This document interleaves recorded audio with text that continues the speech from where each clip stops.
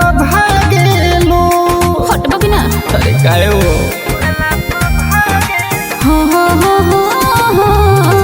जिया छाछा नवेलू मन लाला चावेलू छुअला पर भागेलू। अरे दूर हटो। करता डूमाना लेके बयाना दिल धड़कावेलू। अच्छा खुश कही दे हम आज भर रात भर में। भोला जइबो तो भोला जइबो हो पटन के गोला घर में। तो भोला जइबो हो पटन के गोला घर में। ऐसन का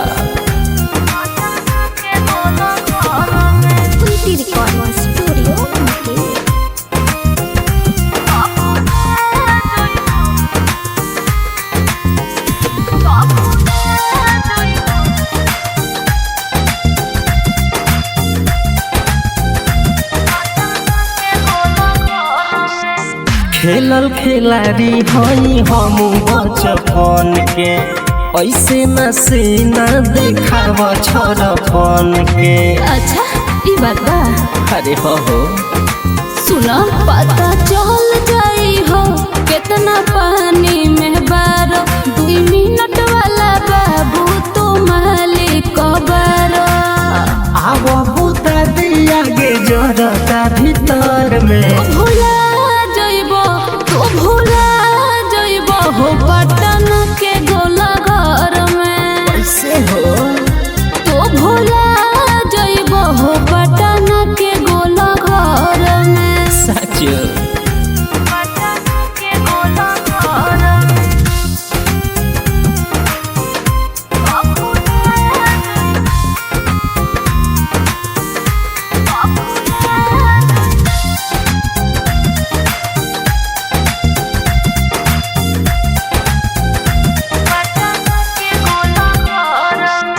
बारू गरम तो नरम हो जाइबो।